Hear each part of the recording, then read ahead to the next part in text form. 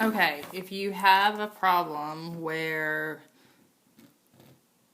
you're going to set it up differently than what you're used to, but it'll make sense in a minute, I hope. Okay, so here's the way you see it normally. Then we're going to break it up. We're going to divide 7 into 1 right here. We're going to divide 7 into 5, but we're going to make some room for it. We're going to make some room for something to move in, and you'll see what I'm talking about in just a minute. Then we're going to have 7 into the 2. Make some room in front of that. And then 7 into 4, same thing, make some room. And a lot of my kids try to put it on separate lines. Make sure that you've got enough room to where you have all 4 of those numbers on the same line, as far as you don't want to put the 7 and the 4 down here. So the first thing I start out with, 7 into 1.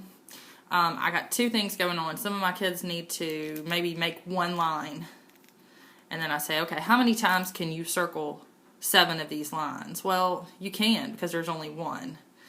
Sometimes they actually have to see that. If the number is smaller than this number we're dividing by, then obviously the answer is going to be 0, because I can't circle 7 lines. There's only 1.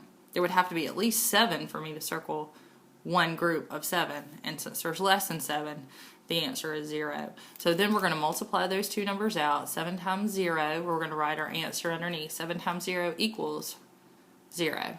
And then we're going to subtract. 1 minus 0 is 1. And then we're going to drag that number to the next spot. So now we have a small problem that we're dealing with. Like I said, some of my kids draw 15 lines because they need to see that. 1, 2, 3, 4, 5, 6, 7, 8, 9, 10, 11, 12, 13, 14, 15. And then we can circle groups of 7 to see how many we have. 1, 2, 3, 4, 5, 6, 7. Oh God, is that 7? 1, 2, 3, 4, 5, 6, 7. So there's one group of 7. 1, 2, 3, 4, 5, 6, 7. There's another group of 7. And then I can't make another group, because if there's 1 left over, I can't make another group of 7. So I have 2 groups of 7 and 1 left over. Now, what I prefer, and I'm sure your mother would too, is if you were using your multiplication facts instead of using this visual. Maybe eventually you can stop. I don't know. I haven't talked to you. But another strategy might be to now that you've got 2 groups of 7, I'm sorry, let me go back. We'll do 2 groups of 7, and we're going to put the number that those 2 groups of 7 have in it, 7 times 2. The number that were in those groups all together was 14, and you can see from our visual that there is 1 left over. So when we subtract 15 minus 14, we've got 1 left over. But like I said, another way to do that might be, since we're dividing by 7, is to list all your multiplication facts somewhere you can see them. 7 times 1 is 7. 7 times 2 is 14. 7 times 3 is 21. Hopefully you know your facts. 7 times 4 is 28. 7 times 5 is 35. Sometimes it's nice to have all those listed. If you're working with a multiplication problem, then it's time, you can see them. Sometimes if they're in your head, you're better off. Of course, there's my phone. Let me ignore Donnie for just a second, so I have this set up. Hey, let me call you back.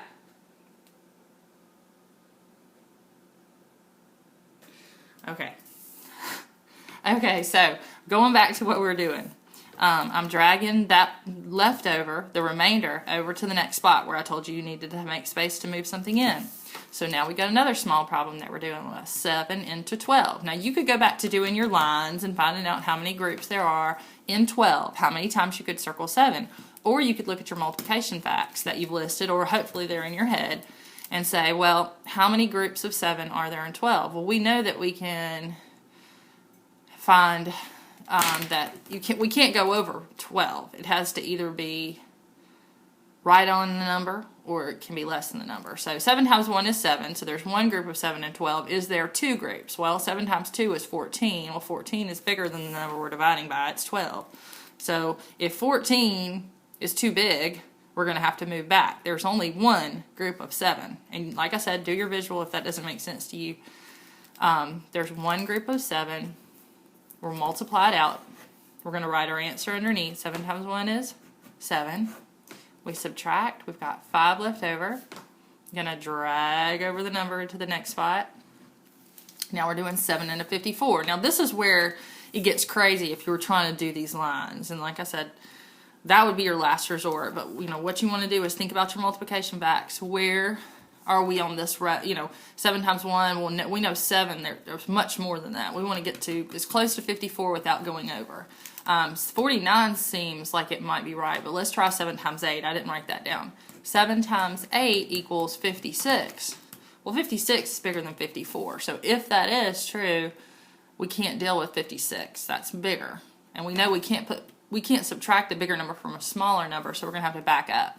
So if we have the number 49, how many groups of 7 are there? In 54, there are 7. So 7 times 7 is 7, and we're going to multiply it out, write our answer underneath, 49. We're going to subtract, and yes, we have to borrow. There is 5 left over. So our remainder, since we have nowhere else, there's no other number to drag that into, that's what's left over. So now you can see, if you can see all that problem, you've got 217 remainder of 5 as your answer. I don't know what your teacher's teaching you to do to check that, but if it were me, I would say to take your answer, which was 217, multiply it by the number you're dividing by. 7 times 7 is 49, carry your 4. 7 times 1 is 7, 8, 9, 10, 11. 7 times 2 is 14, 1 more is 15. Okay, so we want it to make this number, but we can see that it's not, and what we're missing is that 5 that was left over when we were trying to make groups that just got left out because we couldn't make a group of 7 with that. So we're going to add that part in. I have a lot of my kids try to multiply that, but it's addition. 9 plus 5 equals 14. Carry my 1. That's 2. 5. 1,524. You can see that's the number that we started out with. Another thing that I mentioned to my students, you know that you have done something wrong if your remainder is bigger than the number that you're dividing by. 1 is smaller than 7, so I know there's nothing wrong. Same with this section, I guess.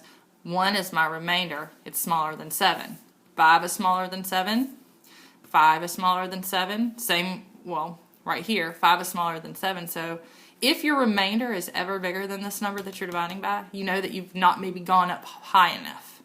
Because if that number was 7 or larger, we would have been able to make one more group out of it. Okay, Peyton, if this doesn't make sense to you, please call me. And I'm off on Monday, so I could meet with you. I want you to figure it out. Talk to you later. Bye.